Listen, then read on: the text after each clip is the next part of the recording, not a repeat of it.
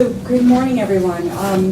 As all of the board members know, and I think most of the audience members know, this will be my last board meeting and my last round as chair of the board and as the commissioner of oath.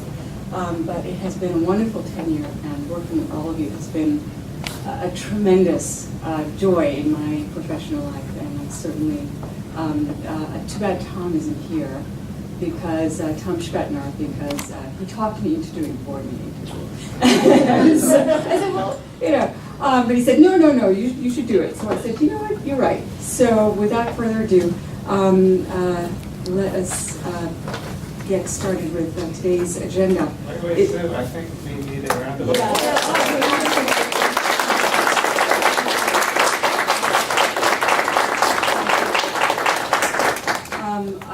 I don't, I don't ever overlook the fact that it has been this sort of collective effort, not only with the board's input, with the issuing agencies, the cooperative sort of endeavor we've had that has really changed, I think, this organization and changed what government can be, which is really what I've been all about. It's when people walk in and they expect government, that they get something really spectacular. And that kind of excellence is what my team has brought to the table, what this board has brought to the table. And so that applause is really for everyone here. So thank you so much. So after the meeting, obviously, I just want to exchange contact information, let you know where I'll be doing. But I know you've been waiting here for a while, so let's get started. Is there a motion to adopt the minutes from our last meeting of September 18th? All right. Any abstentions? No? Okay. So the first item on our agenda today is our quarterly presentation that Amy Slipka is going to present.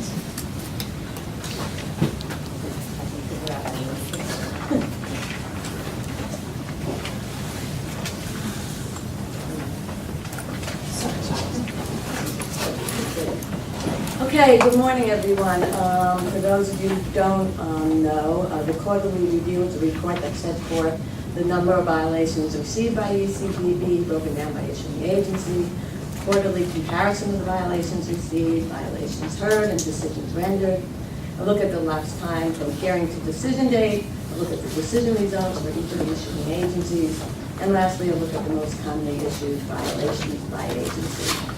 So let's begin. We're looking at the third quarter of 2014. Okay, so in the third quarter, comparing the second quarter to the third quarter, there's been, for DSNY, there's been a decrease of 4%. For DOB, a 36% increase, you're telling us Ronaldo. So for DOT, a 13% increase, FDNY, 22% increase, DEP, a 25% increase, and Department of Health, a 16% increase. For the Department of Parks and Recreation, an 8% decrease. NYPD, it's a 4% decrease. DOIT, a 98% increase from 192 to 381. DIC is a 12% increase, and Landmarks is a 52% increase from 31 to 47.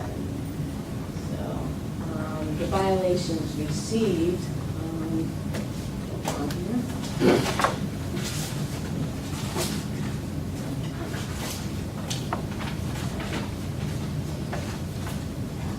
Okay, so comparing the third quarter of 2013, third quarter of 2014, you see for DSNY there's been a 20% increase.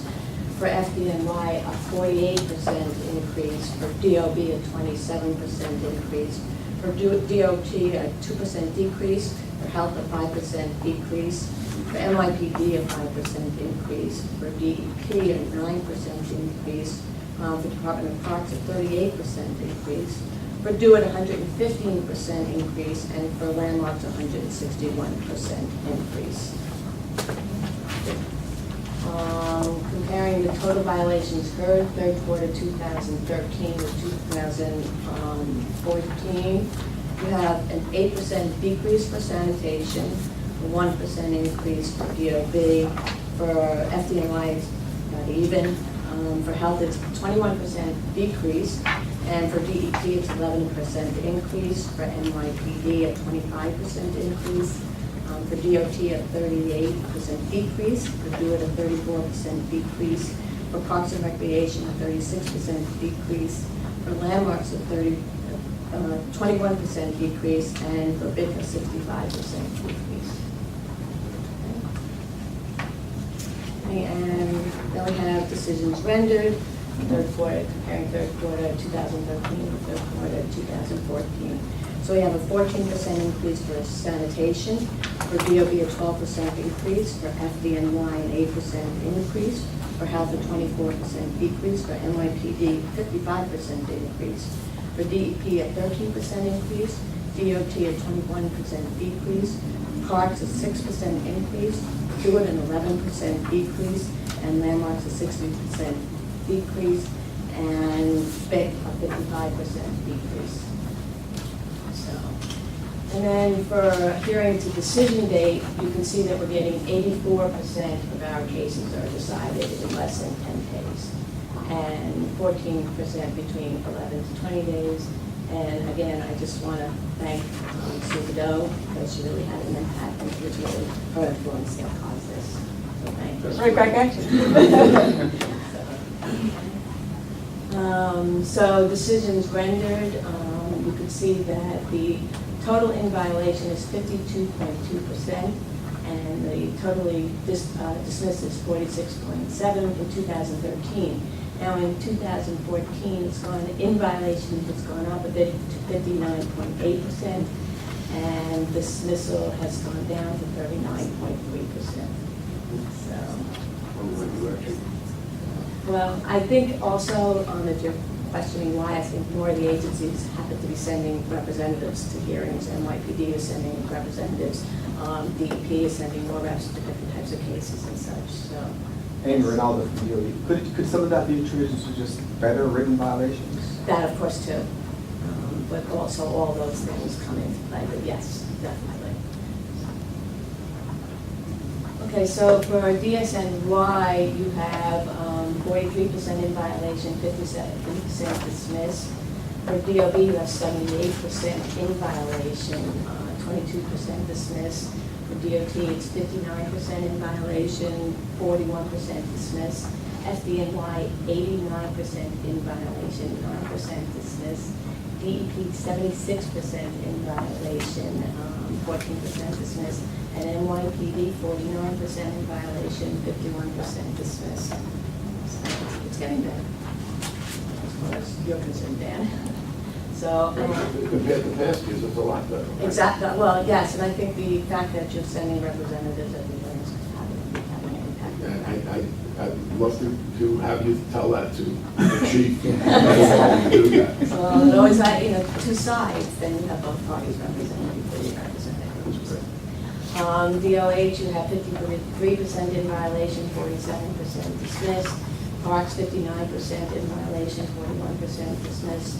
Stewart, 64% in violation, 36% dismissed. And Landmark, 71% in violation, 29% dismissed. Okay. The most commonly issued violations for DOT, it's failure to comply with the terms and conditions of a permit, failure to permanently restore the cut within the required time, and opening the street without a permit. NYPD, it's bending the bus stop within 10 feet of the subway or crosswalk, failure to display your license, or bending on a sidewalk less than 12 feet from the curb. DOB, unlawful acts. That's including the vicarious liability ones, really, that's it, right? I'm not sure what you mean by that. Yeah, we were holding a permit holder. Yes, it's all, yes, correct, yes. For DOB, it's unlawful acts, failure to comply with the commissioner's order, failure to make building in a code compliant manner, failure to comply with the commissioner's order to file a certificate of correction, DSNY, it's dirty sidewalk, failure to clean 18 inches into the street, and failure to store your receptacles. For DEP, it's failure to submit an annual test flow for backflow preventer, failure to install backflow preventer, and operating without renewing operating certificate. For FDNY, it's inspection and testing, it's permits, and it's unnecessary alarms.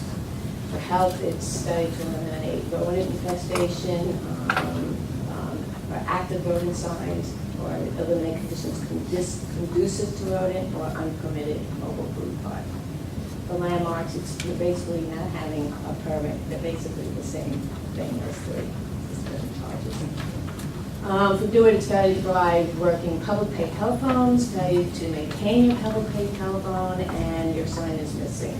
And for parks, it's unauthorized consumption, unauthorized vending, and failure to comply with the directions of the signs.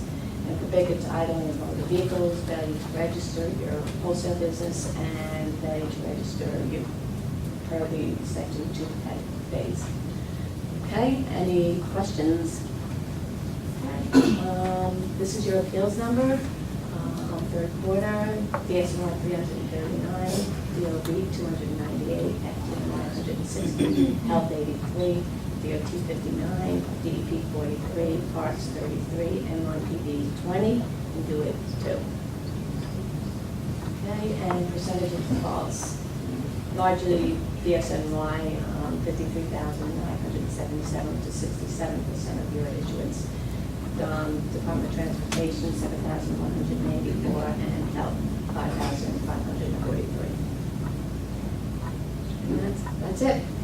Okay. Any questions for Amy? Okay. All right, next up on our agenda is Shonda Graham from DOT to discuss modifications to the DOT penalty schedule.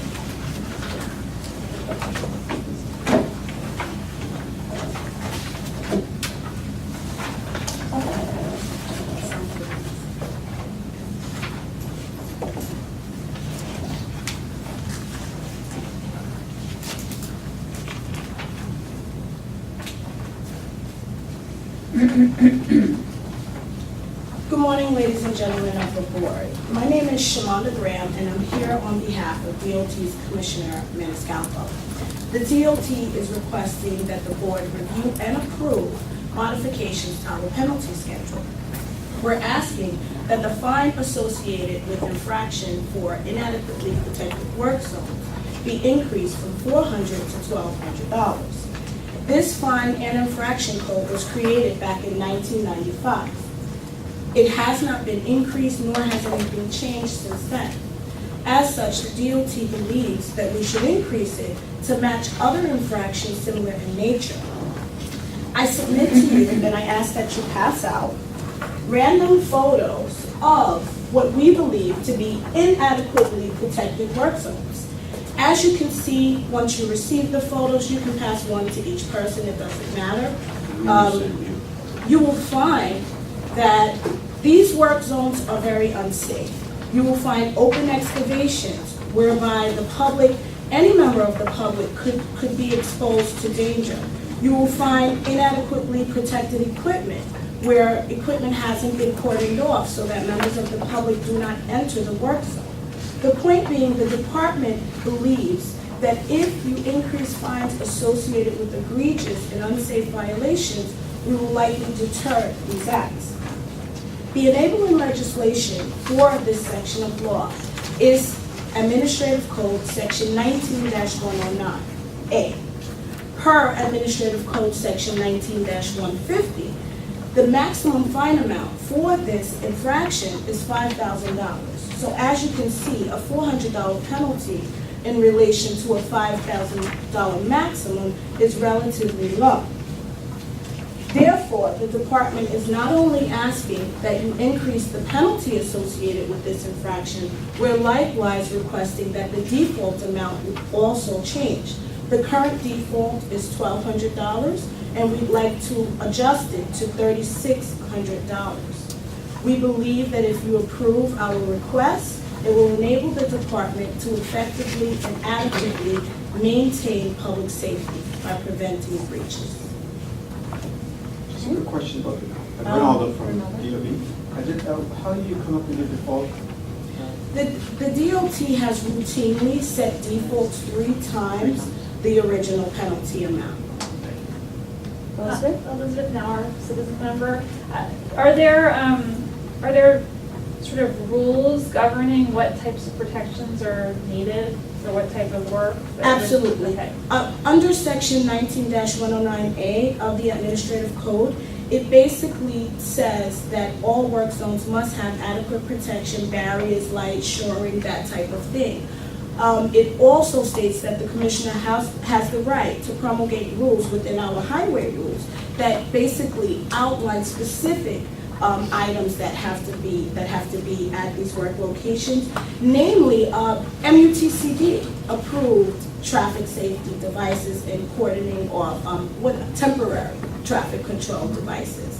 So while there are no specific rules in relation to specific situations, because again, inspectors can come across virtually anything when they're in the field, so we do have to allow for a certain amount of discretion for the inspector to determine that. However, once a violation is written and it's put before an administrative law judge, we believe having it in front of that neutral body will give us the leverage we need to basically say whether or not the inspector used his discretion properly or it was incorrect. So just to follow up on that, Ronaldo. So the discretion lies mainly with the inspector and not with, how about the person doing the work, the contractor? How does their discretion as to what is adequate? There's no Well, rules. again, the rule itself does say that every work zone must be adequately protected with barricades, with and again, the MUTCD outlines, and that's where it gets very specific. The MUTCD outlines what type of barricade, what type of cone, what height of cone, what color. It outlines all of those things, and what the department has done is created an overall rule that says anytime you use these type of devices, it must be in accordance with MUTCD. MUTCD is... The manual, wait, let me make sure I get it correctly. The manual on uniform traffic control devices, and it's a federal mandate. All right. So again, the discretion is whether or not the inspector sees adequate protection. The use and the type of devices used is based off of the MUTCD. Any other questions for Ms. Graham? Okay. Well, with that, is there a motion to approve? Anyone against? Any abstentions? Okay, we proceed with the effort.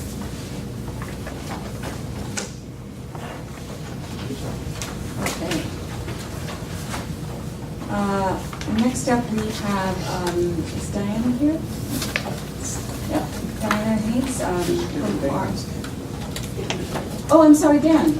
Excuse me. I'm sorry, I skipped Dan because I put a check mark next to him. Dan, penalties for traffic-related violations, and you have a handout. Yes, I think everybody's got a copy of the Yep. update. Good morning, everybody. I'm Dan Albano from the Police Department, and I'm here today to ask for a increase, or actually to ask for a penalty schedule for some new legislation that was passed by the City Council. As part of the Mayor's Vision Zero plan to reduce traffic fatalities, both pedestrian and vehicular, the Mayor has proposed two new statutes. One of which is the right-of-way. If a motorist fails to yield the right-of-way to a pedestrian or bicyclist, is subject to a new fine under the Administrative Code. This is Section 190A, failure to yield the right-of-way. And we're asking for the maximum penalty, that the administrative law judges be allowed to impose the maximum penalty with the default penalty of 100. Now, the penalty increases if the failure to yield the right-of-way causes a physical injury. And that penalty, again, we're asking for the maximum of $250 with a default penalty of $250. If the next statute is about leaving the scene. Now, all of these things, both statutes, both failure to give the right away and leaving the scene of an accident without exchanging your information. Both of these are offenses under the current state vehicle and traffic law. But the mayor's office and the police department feel, as the city council felt, that the fines under the state traffic law are too low and not helping us reduce traffic accidents and fatalities. So the next section is about leaving the scene.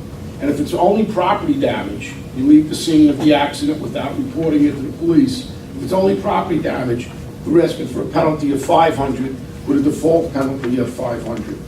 If you're leaving the scene and it's a physical injury, the penalty you want is $2,000, which is the maximum allowed under the statute, with a default penalty of $2,000.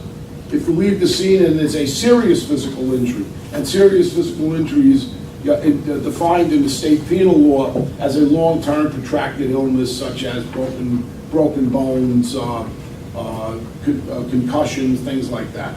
So if somebody suffered a serious physical injury, we're asking for a penalty, a maximum penalty allowed under the statute of $10,000 with a default penalty of $10,000. And last but not least, if you leave the scene of an accident causing death, and I think we've all seen that happen several times each year in the city, and it's always some heart-rending situation. If you leave the scene of an accident without reporting it, and someone suffered a death, we're asking for a penalty of $10,000, which again is the maximum allowed under the statute, and a default penalty of $10,000. We think that these substantial penalties will help reduce traffic fatalities and make people more responsible drivers. This is one part of the Mayor's Vision Zero plan. Next month, I hopefully be before you with a plan to reduce the city's speed limit from 30 miles an hour to 25 miles an hour. The mayor just recently signed that legislation. So there's several pieces to this package. This is the first one that we're presenting to the board. Thank you. Ben, I have one quick question. Sure. In terms of how it plays out in the adjudication process, for example, if someone receives a violation, a ticket for leaving the scene, and there's a serious physical injury, first of all, does that change, or do you reissue a ticket if the person subsequently dies? Or do you get hit with $10,000 because there was a serious injury, and then $10,000 because there's a subsequent death? And how does that play out? Yeah, more likely than not, just because of the bureaucracy of handling something like that, more likely than not, the person would just receive the first summons for leaving the scene of the accident with a whatever type of injury. Unless there was some subsequent criminal charges, the person was drunk driving or intentionally ran the person over. Unless we were able to discover that, we'd probably stay at the initial summons. Okay. And it would be an increase. So, I'm just trying to understand what gets funneled to criminal court and what would come to ECB. So let's play out the serious physical injury. I imagine there may be some criminal charges and then this sort of civil fine. Would you be staying the civil matter for resolution of the criminal matter? How would that work? That would be up to the DA. We'd go by what the DA wanted. But I've got to add is that the most common offense, which is going to be the first one, the failure to yield the right of way when no one is injured. We currently write about 8,000 summonses a year under the current VTL statute. And because it's easy for the officers, they're aware of it, they know it, that's what we're probably going to continue doing, rather than using this a piece of the administrative code. Elizabeth? So in that sense, you wouldn't contemplate the officers would be writing a ticket to DMV or that's returnable at DMV and a ticket that's returnable at In which case? For the example, the one that you just gave for the failure to yield, I think you mentioned that is, I mean, obviously that is something that's. All of this is covered by the VTL. Right. The most common one is failure to yield. There's no injury, there's no property damage, just somebody failed to yield to a pedestrian or bicycle. Just because it's such a lift for us, a heavy lift for us to do all this training, we're going to continue using the vehicle and traffic law provision. And having those go to the DMV. And they go to traffic violations bureau. So, I'm sorry. but do you expect that even for some of the more serious ones, that someone might be issued the summons both to ECB and to traffic violations? No, they'll only be issued one summons. They just would be issued Just one one. summons. And these are just higher penalties than would be Yes. available, okay. But I've got to be quite frank, because we already have tools that we're well familiar with under these sections. Mhm. And under the VTL, if you leave the scene of an accident, you're subject to arrest. And not just a civil penalty. Ernie? Ernest Cavallo, a citizen member. Dan, I sit in court and I see many police reports on, let's say, a left scene of accident, but I don't see ticket given. The driver that stayed gives the police officer a license number. What's the procedure? What level of proof is going to be necessary before you issue a ticket to somebody who allegedly left the scene of an accident? Well, if somebody left the scene of an accident, and it's clear, it would be clear to, just by common sense, it's clear that I was in an accident, right? Because people have accidents they don't realize. What I'm saying That's is, not is leaving the the police scene. officer going to go and check out where this car is and see if there's damage on it and then issue a ticket to them? Or are they just going to take the say-so of the person that is back sitting in the street waiting for the police to come to write up an accident report? No, we would have to go find the person It'd who be left the scene. It'd be Okay. not much of an investigation, but there would be an On the serious investigation. ones, they're. Yes, so in the serious ones, it's handed over to the detective squads, and it's more of an investigation. But for the average property damage, they leave the scene. The officers will track down the person based upon the information they get from the person and stay behind at the scene and serve a summons upon that person. Now we're gonna have a choice between whether we're gonna use the VTL, which the officers are familiar with. We've got to gear them up to get them trained to do what the mayor wants, which is to use the administrative code. Don, you had a question? As a smart citizen member, I just want to know, in terms of leaving the scene, I think we've all seen that people get into an accident, it's traumatic, they might do something rash and leave the scene. But they come back 5 minutes later, is that still? Then we're not going to arrest somebody or give them a summons. Yeah, leave the scene is when we have to go look, when the police have to go look for you and find you. You're right, people do that, they get upset, sometimes they're frightened, the person they've had an accident with is angry, they're frightened, so they leave the scene and come back at some other point, or they drive to a police station. Because that's where they feel safe exchanging the information, and that's not leaving the scene. Taya? Taya Person Fire Department. I'm just wondering why the regular penalty and the default penalty are the same, like what the justification would be? Do you expect? The police department wanted the maximum penalty under the statute. And naturally, somebody at defaults, I think, should suffer the same penalty. I think that's what we do in a lot of other contexts, if I'm not mistaken. I just wonder what. With a default penalty matches the highest penalty. Usually what we do is we have the default penalty higher, at least a little bit higher, so that the respondents have an incentive to show up at the hearing. So it just might be something you'd like to think about. I understand wanting the maximum penalty for all of the infractions, but then is there incentive for them to show up at the hearing if they're going to receive the same penalty regardless? A very good question, but I believe is that we can only set it as the maximum penalty under the law, right? And that is the $100 in the first of the maximum The penalty. default you can. The default But can you be have set discretion higher. on the standard penalty. Instead of That's making, something I didn't even know. to just Right. make the standard penalty, $950 instead of $100, just to give an incentive to a respondent to show up, or something like that, just a little bit less. Otherwise, my concern would be that people won't actually show up for the hearing. That's a good point. That's something I can bring back to my superiors. But my concern right now is to get this rolled out as soon as possible. Russ? Russ Pecuni's DEP. My question relates to the consequences of being found in violation at ECB as opposed to criminal court or traffic court. Will the results of these hearings affect a driver's insurance? Could they result in license revocation? Or will this just be a fine and there'll be no impact on the driver's record? Another very good question, and you're probably right, is that if somebody was found guilty of ECB at the Environmental Control Board, there is no way for the Department of Motor Vehicles to know that. Just at the fine side. So they would I think be that was the getting- purpose of the administration, is to hire fine, hope that we would get compliance. The idea is not, of course, to collect fines, the idea is to get people to comply. Elizabeth, you have a I'm comment? sorry, I shouldn't have interrupted.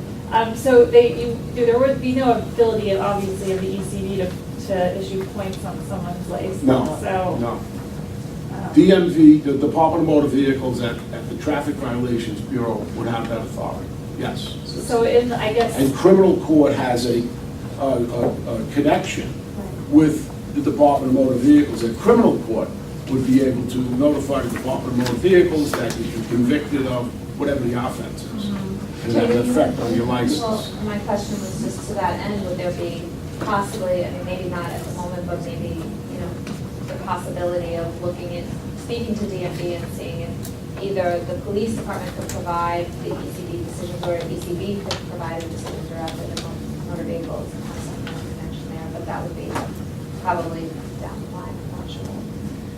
Possible. It's not likely that ECB would be providing decisions to the Department of Motor Vehicle. So NYPD is making a choice whether they want to have points on someone's license when they do the issuance or not, that where they decide where they're making the case returnable to. It's in their hands. But the department, the police department can't impose points on someone's license.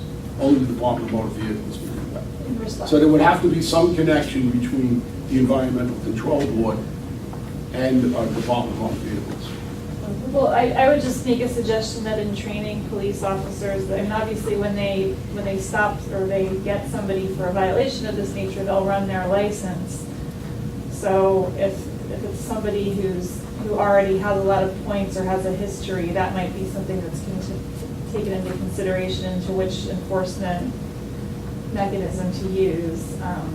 That maybe that it's sometimes it's better to suspend someone's license than issue a larger fine. Maybe it's just something to consider for training purposes. Unfortunately, there's a limited picture that the officers can get out in the field by radio or by the computers that we have in the radio cards. There's a limited picture of what we can see on your license. Oh, okay.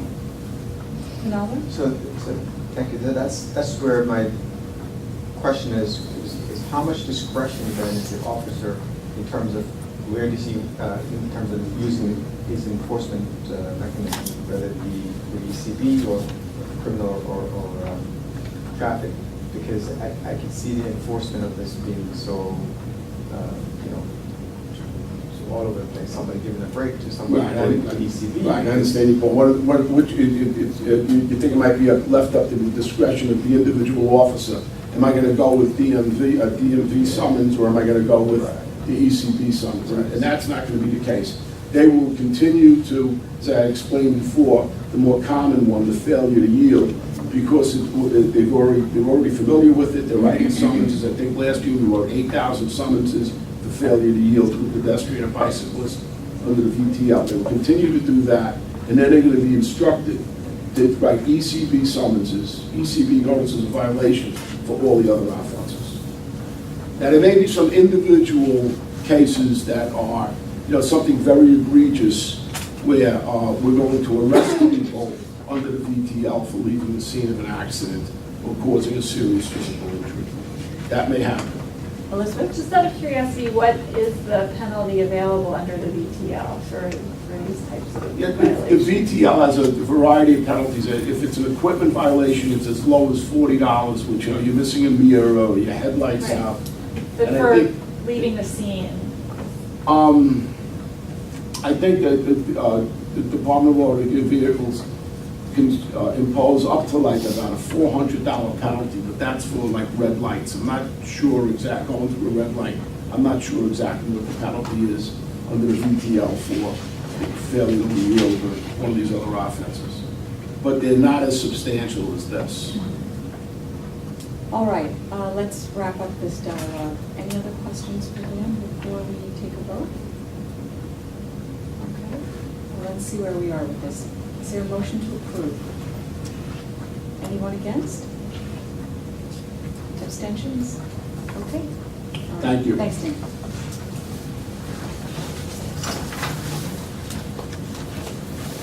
And now we have Diane. Who's going to talk to us about amendments to our procedural rules.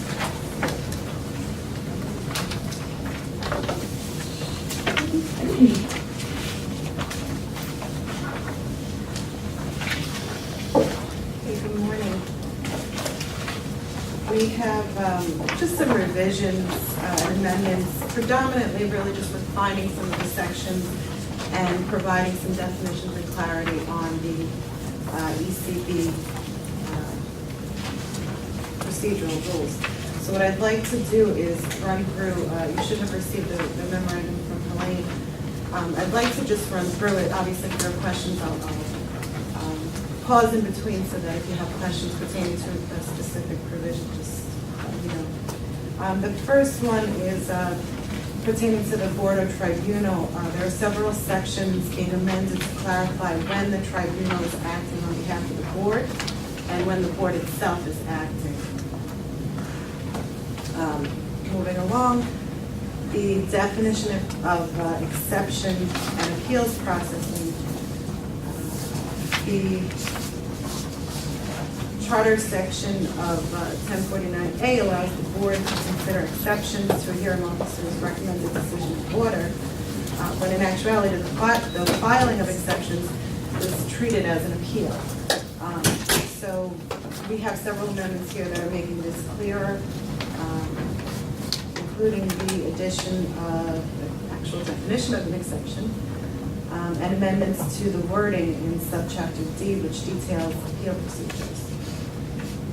We're also requesting a change that would require appeals and extension requests to be filed on forms prescribed by the executive director, which would align ECB procedures with the requirements of other tribunals. And finally, with respect to that, we're requesting to extend the time for payment of the penalty, requesting a waiver of the prepayment from 20 days to 30 days. Okay, next we have, we're defining the executive director. Basically, this is to clarify that the executive director is empowered to designate someone else to act on his or her behalf if the executive director is unavailable. So to that extent, we deleted references where they say executive director or his or her designee. We've defined petitioner to the extent several sections of the administrative code provide for the commencement of ECB actions by citizens. Recently, ECB has seen a rise in requests by citizens to commence actions. So, in those circumstances, the petitioner is actually, the citizen is actually. However, the definition of petitioner as it stands is not currently broad enough to include the citizen population. Therefore, we're requesting that the definition be reworded to include the citizen petitioners. Regarding documents, 48 RCNY 3-14C is being amended to change the word affidavit to certification, as many submissions by both petitioners and respondents are not sworn or notarized. Basically, we're looking to provide better access to justice by putting respondents who may not understand the legal complexities of drafting an affidavit on equal footing with petitioners who routinely file certification of service.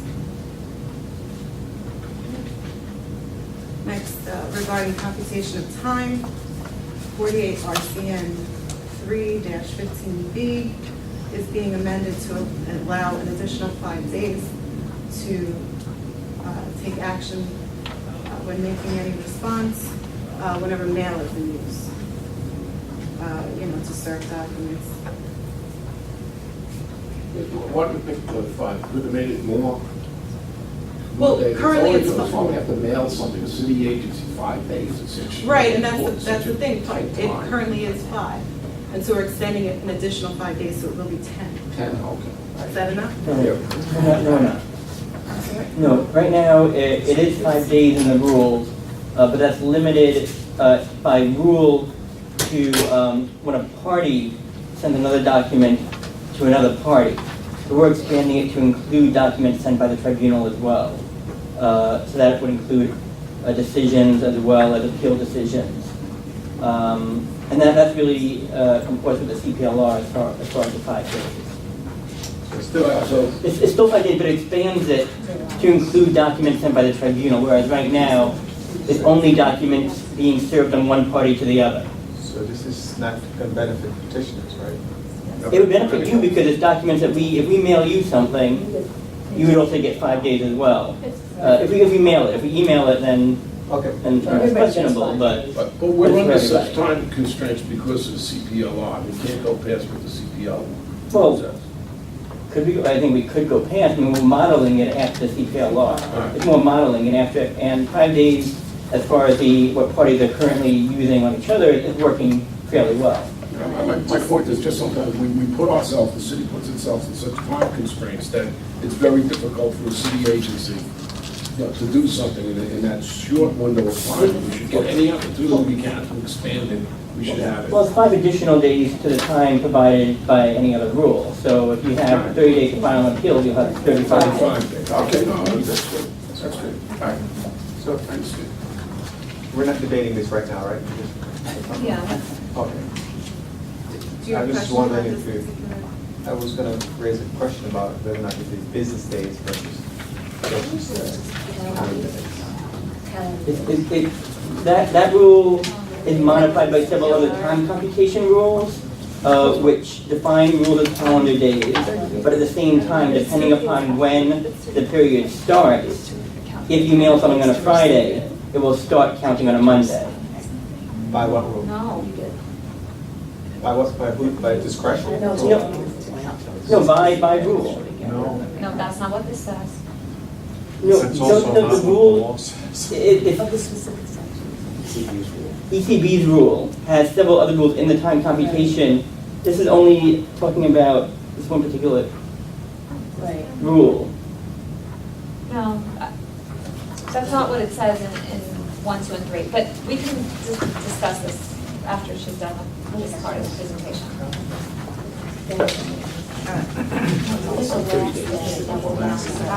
Regarding appearances, That's all. No, let's go down and proceed. 48 RCMY 3-16D is being amended to clarify when a current property owner may appear on behalf of a prior owner. Registered representatives, 48 RCMY 3-16.1F is being amended to clarify the types of discipline to which a registered representative might be subject. And also 48 RCMY 3-52D is being amended to clarify that hearing officers have the power to bar participants from hearings. And this is actually different from, and in addition to, the types of discipline for registered representatives. Regarding motions to intervene, 48 RCNY 3-35A allows intervention as a right at ECB only when a person may be directly and adversely affected by an order of the board. The section goes on to state that imposing only a monetary penalty shall not be deemed an order directly or adversely affecting any person other than the respondent. Because intervention as a right, because the status of intervention as a right gives the intervener the same rights as a party, including the right to appeal.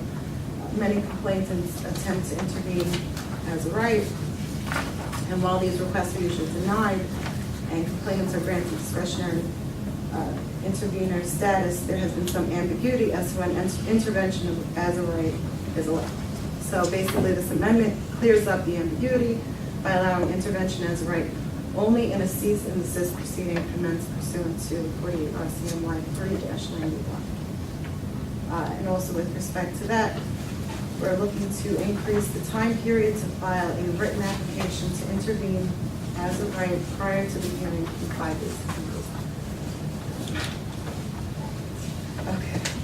Next, we have adjournments, basically, 48 RCMY 3-52.1 is being amended to clarify some of the terminology, as well as when hearing officers may or may not adjourn.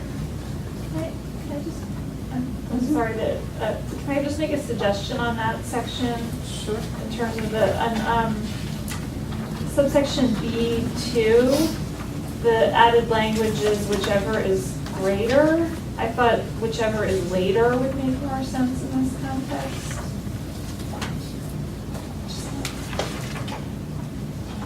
Because it's really, it's not a time period, it's You're talking about a time frame as opposed to... time frame, it's like time after, so I would just, it's just a suggested word change.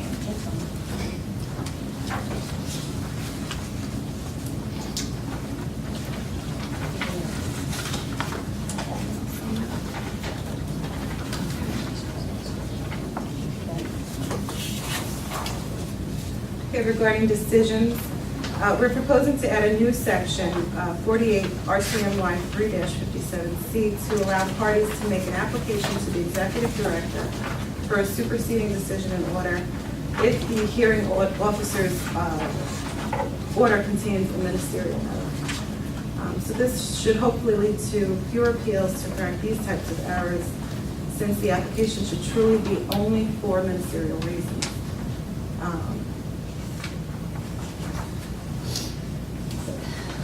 I have a question about, sorry, Elizabeth Mauer, citizen member. I was just wondering about this one because of the language that the issuance of a superseding decision in order under the section would not extend the time period in which to file an appeal. So if that's the case, how would this actually, somebody who's faced with this situation where they believe there's a ministerial error, but they don't, they might bring that up and request a superseding decision, but they still only have the 30 days to appeal. Wouldn't they, pending a decision on that request for a superseding decision, they would still have to file an appeal? So I'm just wondering how many appeals is this actually going to avoid? They might, many of them may be ultimately mooted by a superseding decision, but it would depend on the timing. There's no real timing set forth for the executive director to make a decision on that application. So if I would, as someone's attorney, I would feel that I'd have to do both. Right, you raised a good point. And we looked at it, what happens often is, they end up appealing, and the appeal comes to us and says, really, they're only appealing because the penalty is incorrect. So then we want to correct it rather than go through the appeal. We didn't actually look at it from going to the executive first and not the appeal. And we also looked at it as we don't want to give someone additional 30 days if we're not correcting anything that deals with the merits of the case, if they would be appealing anyway. So it's interesting, I don't know, I have to think about this. So you raised a good point, I have to think about it. And then another related issue is that, there's not really, I don't know if you want to consider just putting in any kind of time limitation on seeking the superseding decision. Because there's not one in this text. So that it's just that, people aren't years later saying, oh, I was charged the wrong penalty or whatever. Good points. So we'll look at that. Ernie? Ernest Cavallo, citizen member. I agree with Elizabeth, but I go one step farther. I think it's a real trap for an unsophisticated litigant not to have the toll while the executive director does this. I just don't think they understand the process at all. And if somebody is reading, I can write to the executive director rather than do an appeal, I'll do that. They think they've preserved their rights. I find this.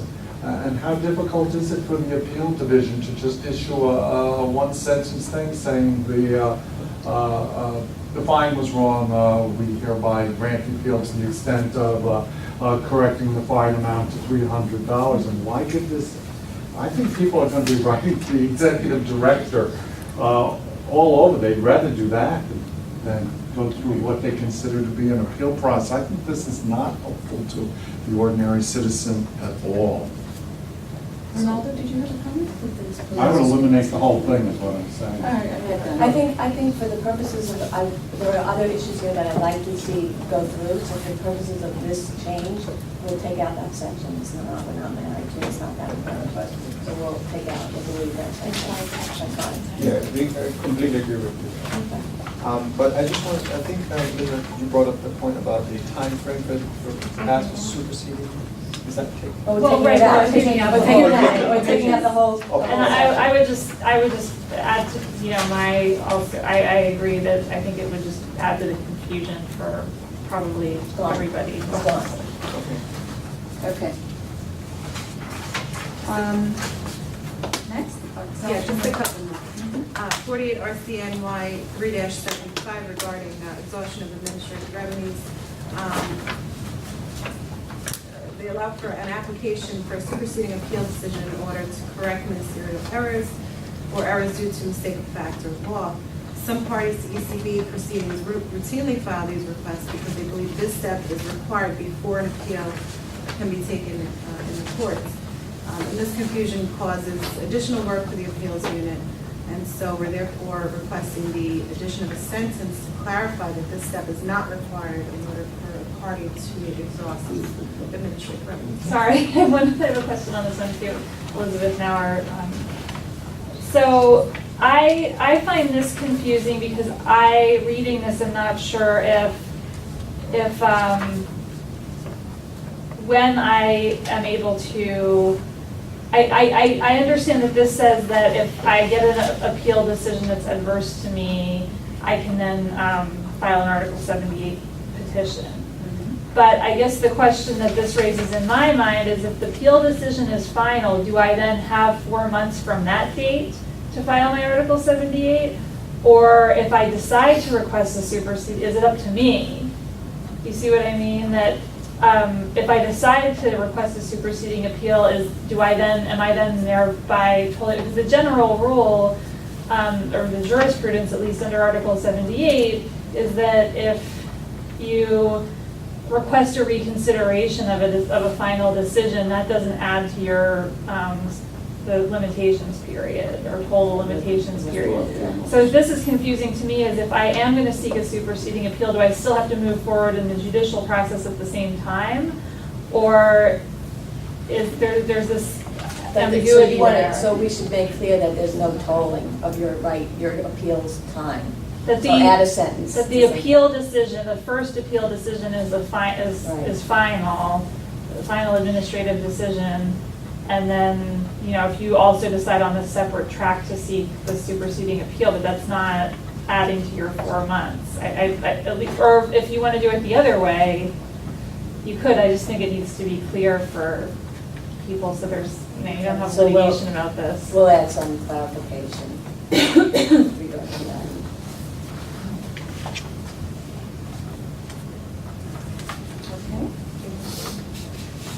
And then finally, regarding service of cease and desist action, this step is requesting 48 RCM line 3-91C be amended to allow for service of cease and desist orders and notices of special hearing by regular mail.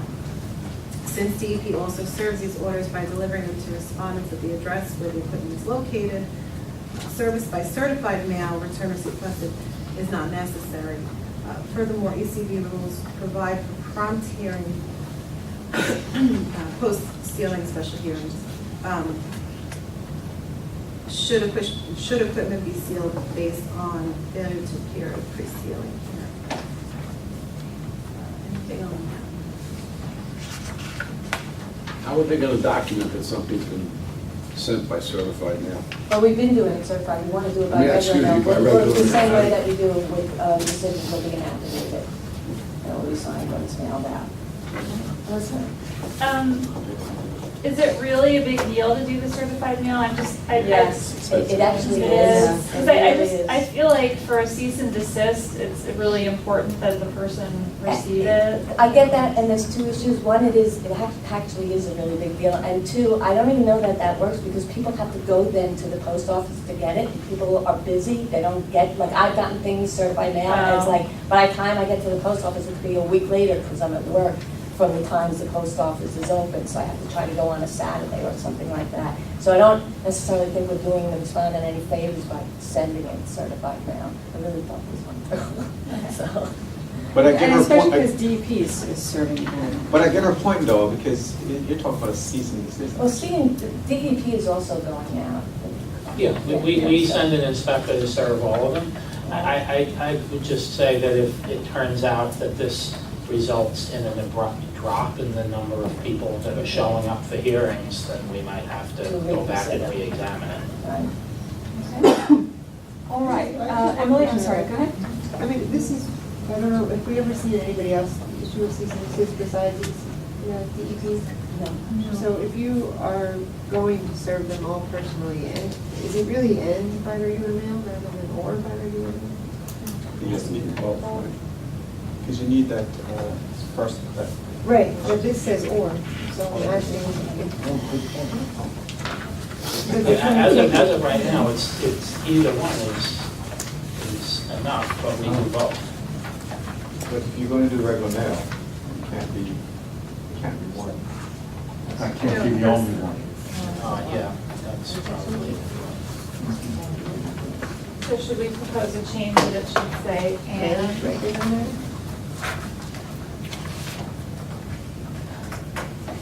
So subsection C, is that what you're looking at? If that's the practice anyway, it shouldn't be an additional burden on the agency.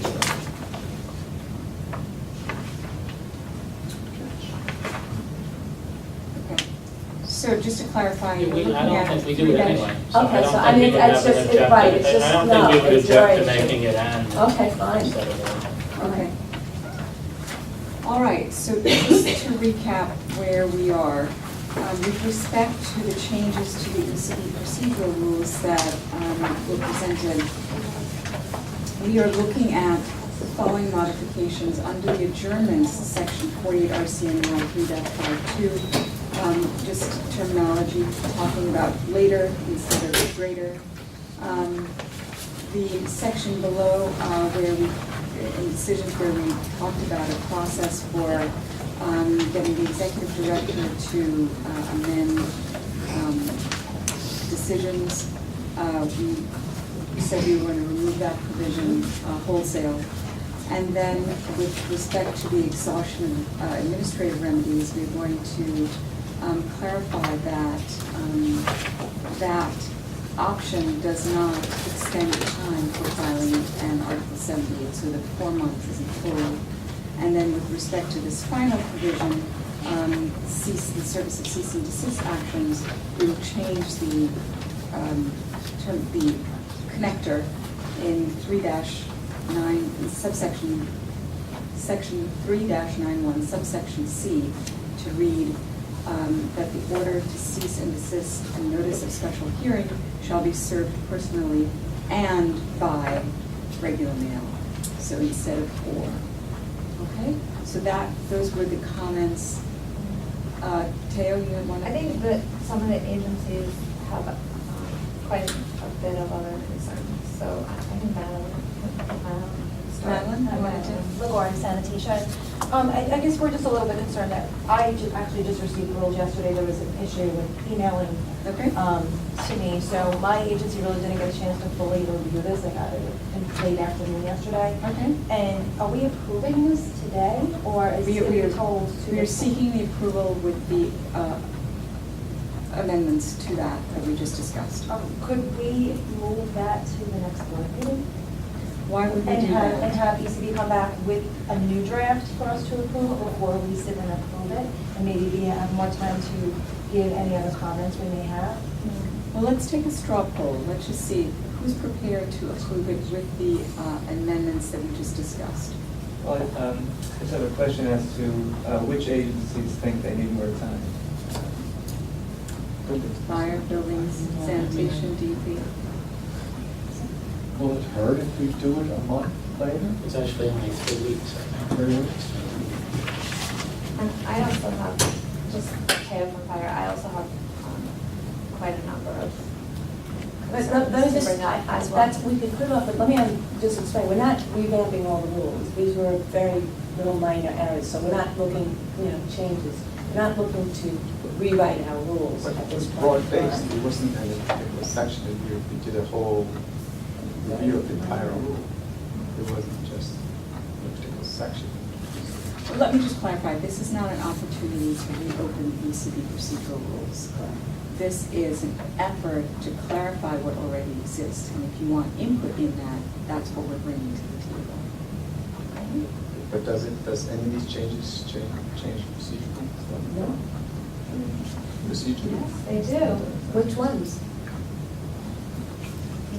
DEP DEP is fine, we've discussed this with DEP prior to I this am, change. right, Yes. there are Service. things, but there are things that affect the other agencies that, there are also, I think, based on some of the changes that made, maybe potentially definitions that needed, I think a couple of the rules, actually are a little, they make things a little too narrow, and, I can give you an example, 316.1F talks about subject to discipline only in accordance with these rules, but then it kind of leaves out any other types of discipline. So 3-16.1F, it says that registered representatives would only be subject to these rules in accordance with 16.2C and 16.2D.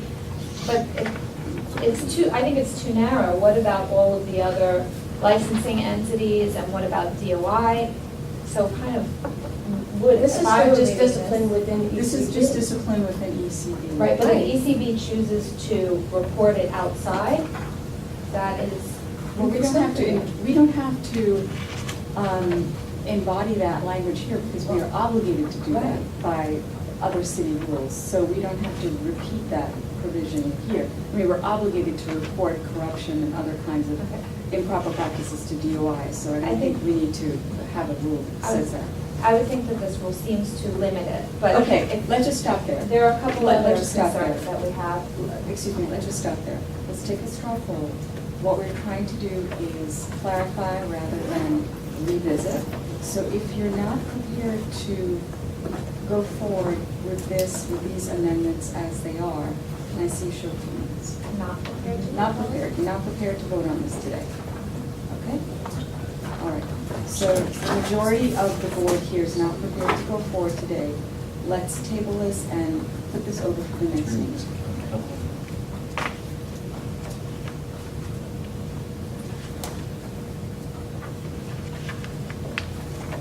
Okay. Okay. All right, so it will be revisited at another time. Okay? All right. Not next month? That will not be up to me. Oh, that's fine. So we will see if and when that will happen. Okay. All right, thank you, Dan. Well, there's a Department of Transportation penalty schedule that we are looking at. Yeah. That we got last night. Yeah, is there a Leslie available? Didn't do the buildings. No, which, do I have one? Number 6. I'm checking things too soon, I'm so sorry. I'm so sorry. Go ahead. Buildings penalty schedule. Thank you. Okay, so these amendments were proposed by buildings in September. We did receive approval, certification from the Mayor's Office of Operations as well as the Law Department. And so pending your approval today, we'll then be subject to a public hearing. I do want to note that local law has changed the effective date of this rule from October to December 31st of 2014. Okay? And basically, ECB is proposing to amend the Department of Buildings penalty schedule, for notices of violations issued by Department of Buildings to help enforce local law 141, which updates the administrative code, the plumbing code, the building code, the mechanical code, and the fuel gas code. So local law 141 amended some requirements, added some new requirements, and renumbered the existing sections of the codes. And the penalty schedule now has to be amended to reflect these changes.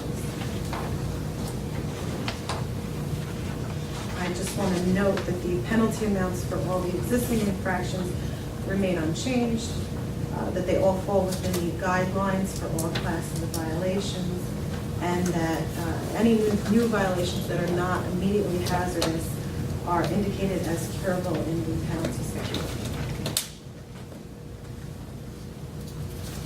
So should we go through each section, or are there I questions? just ask if there are questions on Elizabeth? On the, I just referring to the Councilmember Rose's comments that were included in our package. There was one about,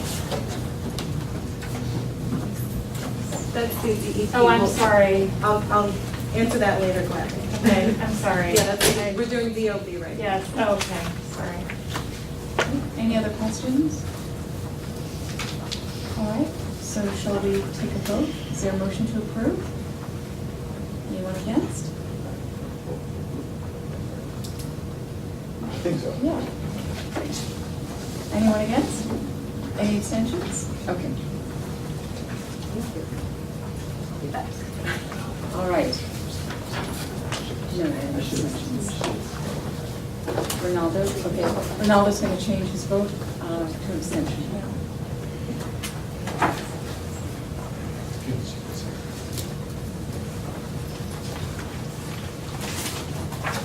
Okay, next up we have is the proposed rule to amend the Department of Transportation penalty schedule. Elizabeth? Good morning, I'm Leslie Bailey. I'm a legal fellow in the Oak General Counsel's Office. And I'm going to present two related rules which amend ECB's DOT penalty schedule. Both of these rules were presented to the board by DOT during September's meeting. And I note that both rules have now been approved by the law department and the Mayor's Office of Operations. So the first rule decreases the fine for failure to obtain a confirmation number for a street opening permit on a protected street where the permittee is not engaging in backfill. The penalty would be reduced from the current $750 to $250 with a default penalty of $750. The second rule establishes a new penalty for failure to obtain a confirmation number 2 hours prior to the commencement of a backfill on a protected street. The new rule carries a penalty of $750 with a default penalty of $2,250. Are there any questions for Leslie on this? Okay, is there a motion to approve? Anyone against? Abstentions? Thank you, that was easy. All right. Oh, we've got an active board today. Come on. Okay, next up, this is another final rule for amendment to the air asbestos code. You're at it again? There we go. Okay. Hold your question. Okay, so this is a final rule. Obviously, it's already been approved by the mayor's office and the law department, and a public hearing on this was held on September 12th. And also the rule was published in the city record on August.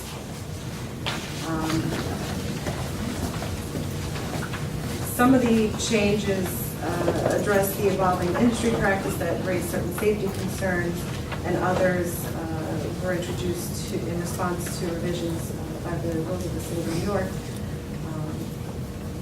It should be noted that there are no cure periods available because the governing statutes mandate the imposition of a minimum penalty.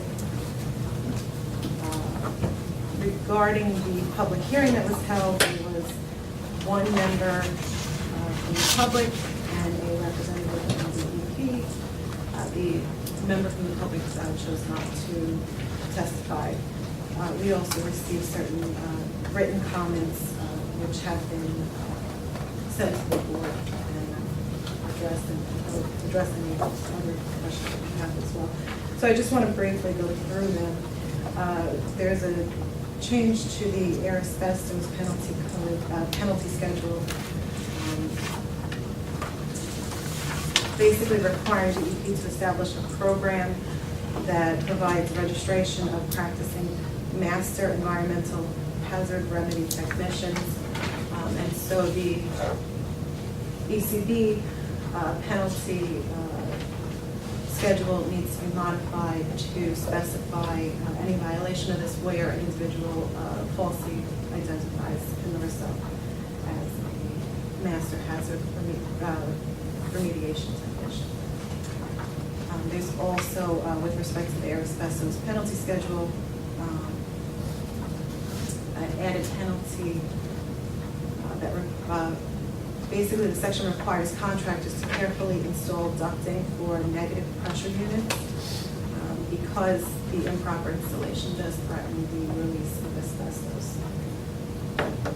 Okay, then there's several changes to the air code penalty schedule. These relate to dry cleaning facilities, and basically what they do is they spell out each requirement. First, a New York State requirement that notice has to be posted, and then subsequently, whether they're using PERC or non-PERC chemicals, and the related penalties for not having those postings. In addition, the air code penalty schedule is being amended to set forth performance standards and engineering criteria for boilers and water heaters, basically requiring that boilers that require a certificate of operation undergo an annual tune-up combustion efficiency test.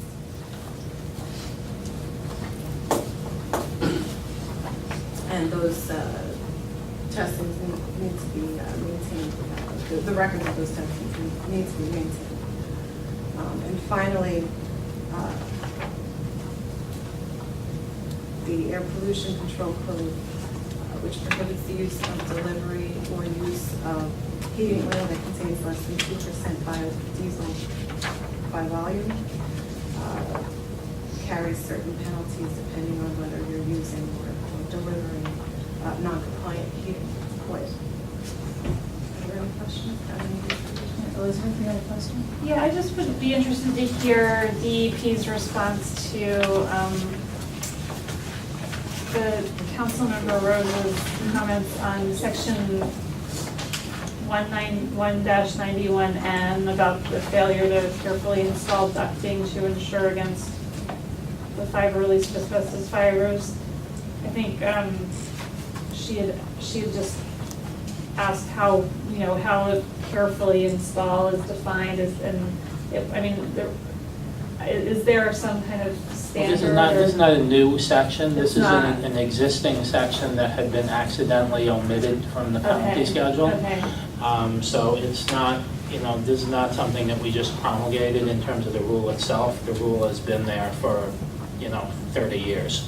And the violations have been issued under a more general It's not a section, it really came to light that it had been omitted when an inspector finally wanted to issue it. It's not a section that is regularly or routinely cited. And, okay, so there aren't any, specific requirements that would, carefully would be defined by. Carefully is not defined to my knowledge, no. Any other questions with respect to the DEP amendments? Is there a motion to approve? Anyone against?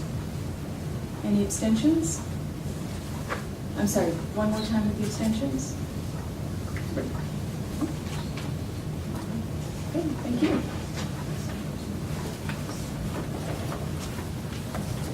Okay, now, Russ, you're up with cease and desist orders. We have a lot of them. Actually, not as many as we've had on some other occasions.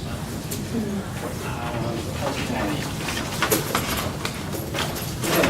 this month DEP has, in terms of requests for cease and desist orders, first, one request under the noise code. This is for TJ Food Corp. at 3419 Broadway in Manhattan. Their air conditioning unit has been cited on 4 occasions, 3 times last summer and fall, and now again in September of this year. The same unit has been cited again for being too noisy. This is apparently a Subway sandwich store. Based on the repeated violations and the fact that the unit is still too noisy, DEP is requesting an order to cease and desist. Do we go all of them? Let's just ask if there, because it's a noise issue, let's just ask if there are any questions on this particular request. No? Okay. Okay, we also have one request under the air code for something other than a boiler. This is for Diamond Cut Auto Body at 2364 Flatbush Avenue in Brooklyn. They have a spray booth for painting cars, and they have been cited on 3 occasions this year for operating this spray booth without a certificate of operation. They have defaulted on the first 2 violations. The third one is coming up for a hearing in December. This is a location that we're getting a lot of complaints about, and because of the repeated violations and continuing failure to correct, DEP is requesting an order to cease and desist from the use of the spray booth. Any questions on that air violation? Okay.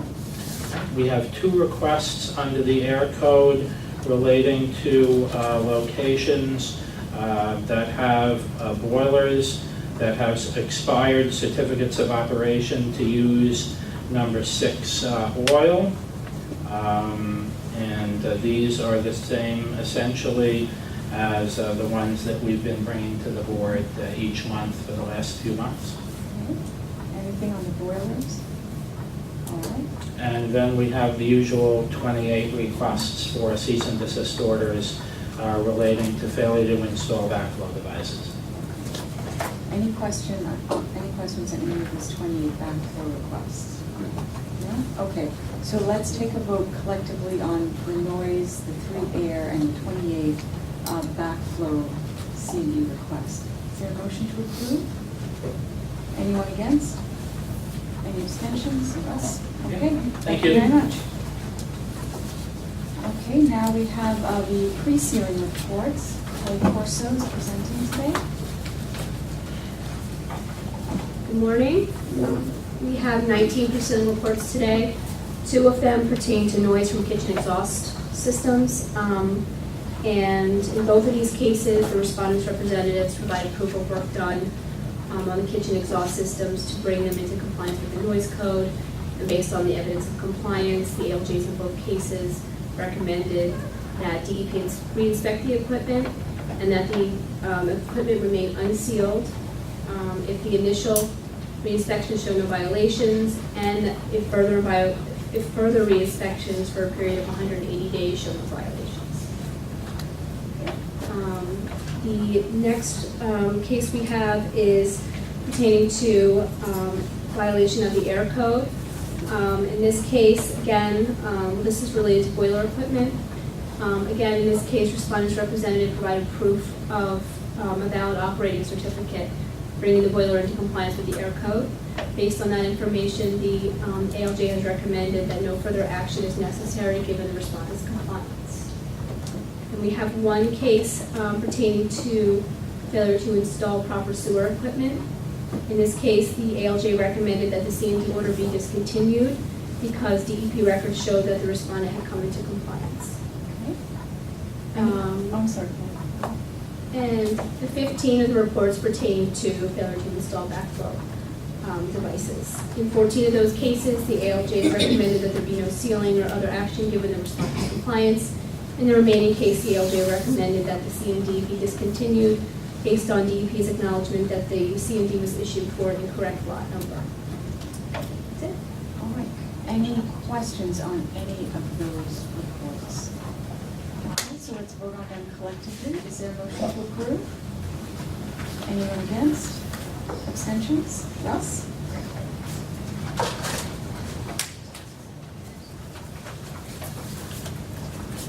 Okay.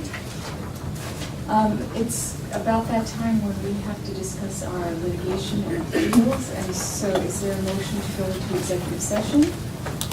All right. Anyone who isn't a part of both will have to excuse us for a while.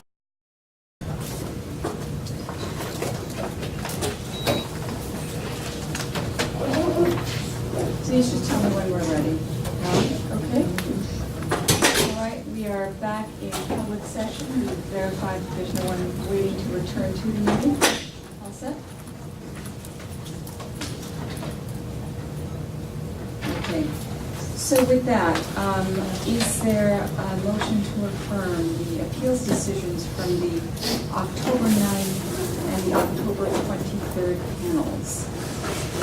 Okay. Thank you very much. I just have a procedural question. Yes. The votes on the panels. Do you have the agencies abstaining from their decisions, or? Yes, Okay, we know that. I just want to. Absolutely. And so, is there a motion to adjourn? Okay, thank you, everyone. Thank you. Thank you. Thank you. Let's go.